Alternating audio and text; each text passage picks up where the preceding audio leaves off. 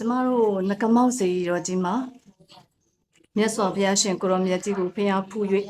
နေ့စဉ်နဲ့အမျှခொနည်းသားသမီးများလူဒန်းမှာတော့တောက်တော်ရေးချမ်းစင်မီပန်းလူဒန်းချင်းကုသိုလ်များကိုတာတို့နုမောဒနာခေါ်ဆိုလျက်ဒီဘုရားကြီးနဲ့ပတ်သက်ဆက်ဆက်တဲ့သာသနာပြုလုပ်ငန်းများမှာမိမိတက်ဆွမ်းသောကမ္မစိတ်တကူတိတ်တီများဖြင့်တစ်ဖက်တစ်လမ်းမှပတ်မိုးကူညီဆောင်ရွက်ရင်သာသနာပြုနေတဲ့မေတော်ကြီး